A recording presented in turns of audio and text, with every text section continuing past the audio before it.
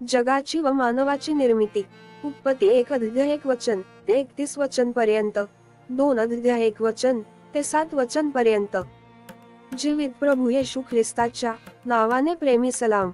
प्रियांनो, आमच्या YouTube चॅनलला subscribe करा, बायबल अभ्यास कार्यक्रमात सहभागी व्हा व इतरांना लिंक शेअर करा. चला सुरू करू अभ्यासाला. 1. प्रारंभी देवाने आकाश व पृथ्वी ही उत्पन्न केली. 2. आणि पृथ्वी आकारविरही व शून्य होती. जलनिधीच्या पृष्ठभागावर अंधकार होता आणि देवाचा आत्मा जलावर तळपत राहिला होता. 3. तेव्हा देव बोलला, प्रकाश हो, आणि प्रकाश झाला. 4. देवाने प्रकाश पाहिला की तो चांगला आहे, आणि देवाने प्रकाश व अंधकार हे एकमेकांपासून वेगळे केले. 5. देवाने प्रकाशाला दिवस व अंधकाराला रात्र म्हटले, आणि संध्याकाळ झाली व सकाळ झाली हा पहिला दिवस. 6. मग देव बोलला, जलांच्या मध्यभागी अंतराळ हो व ते जलांना दुभागणारे हो. 7. असे देवाने अंतराळ केले आणि अंतराळाखालच्या व वरच्या जलांना वेगळे केले, आणि तसे झाले. 8.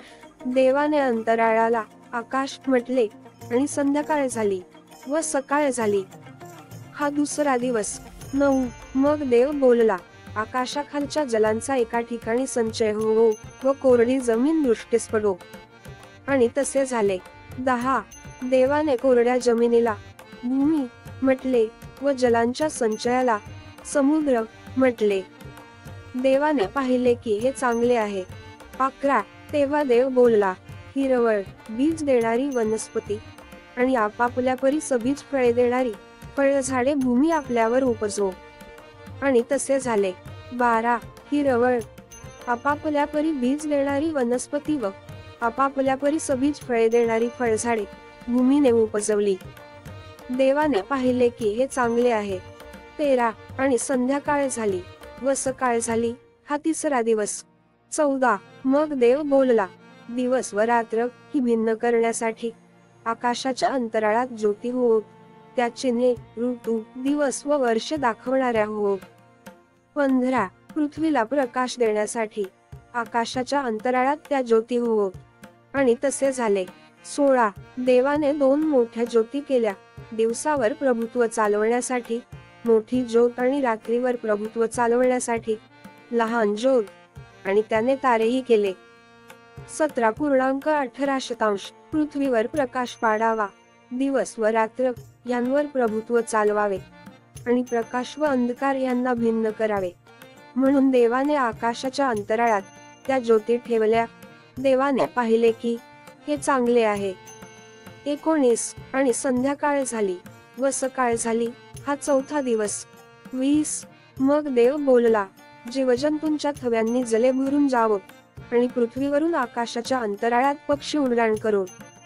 21. प्रचंड जलचर, जलांत गजबजणारे व संचार करणारे, प्रत्येक जातीचे सर्व जीव आणि प्रत्येक सपक्ष प्राणी देवाने निर्माण केले. देवाने पाहिले की हे चांगले आहे.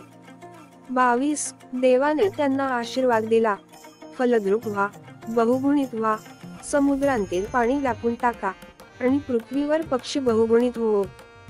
23. आणि संध्याकाळ झाली व सकाळ झाली हा पाचवा दिवस.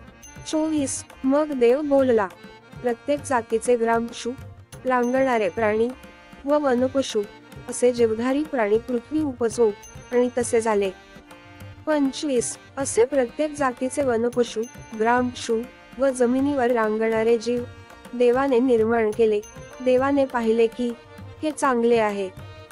26. मग देव बोलला, आपल्या प्रतिरूपाचा व आपल्याशी सदृश असा मनुष्य आपण करू, समुद्रातील मासे, आकाशातील पक्षी, ग्रामपशु, अवघी पृथ्वी आणि पृथ्वीवर रांगणारे सर्व प्राणी यांवर ते सत्ता चालवतील.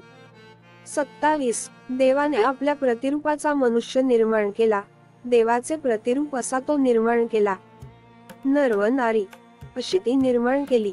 28. देवाने त्यांना आशीर्वाद दिला, देव त्यांना म्हणाला, फलद्रूप व्हा, बहुगुणित व्हा, पृथ्वी व्यापून टाका व ती सत्तेखाली आणा, समुद्रातील मासे, आकाशातील पक्षी व पृथ्वीवर संचार करणारे सर्व प्राणी यांवर सत्ता चालवा.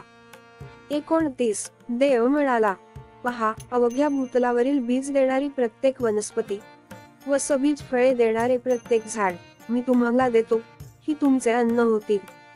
30. त्याचप्रमाणे पृथ्वीवरील सर्व पशु, आकाशातील सर्व पक्षी व पृथ्वीवर संचार करणारे सर्व जीवधारी प्राणी यांना अवघी हिरवळ खाण्यासाठी देतो. आणि तसे झाले. 31. आपण केलेले सर्व फार चांगले आहे असे देवाने पाहिले. संध्याकाळ झाली व सकाळ झाली. हा 6वा दिवस. दुसरा अध्याय. 1. याप्रमाणे आकाश व पृथ्वी आणि तेथील सर्व काही सिद्ध झाले. 2. देवाने केलेले आपले काम 7व्या दिवशी संपवले. केलेल्या सर्व कामापासून त्याने 7व्या दिवशी विसावा घेतला. 3. देवाने 7वा दिवस आशीर्वाद देऊन पवित्र केला, कारण सृष्टी निर्माण करण्याचे काम संपवून त्याने त्या दिवशी विसावा घेतला. 4. आकाश व पृथ्वी यांची परमेश्वर देवाने उत्पत्ती केली, तेव्हाचा उत्पत्तिक्रम हा होय. 5. परमेश्वर देवाने आकाश व पृथ्वी ही केली, तेव्हा शेतातले कोणतेही उद्भिज पृथ्वीवर नव्हते आणि शेतातली कोणतीही वनस्पती अद्याप उगवली नव्हती, कारण परमेश्वर देवाने अजून पृथ्वीवर पाऊस पाडला नव्हता आणि जमिनीची मशागत करायला कोणी मनुष्य नव्हता. 6. मात्र पृथ्वीवरून धुके वर जात असे व त्याने जमिनीच्या सर्व पृष्ठभागावर सिंचन होत असे. 7. मग परमेश्वर देवाने जमिनीतील मातीचा मनुष्य घडवला व त्याच्या नाकपुड्यांत जीवनाचा श्वास फुंकला, तेव्हा मनुष्य जीवधारी प्राणी झाला. आमेन. जगाची व मानवाची निर्मिती या अभ्यासात प्रभू येशू आपणास खूप खूप आशीर्वादित करू. आमेन.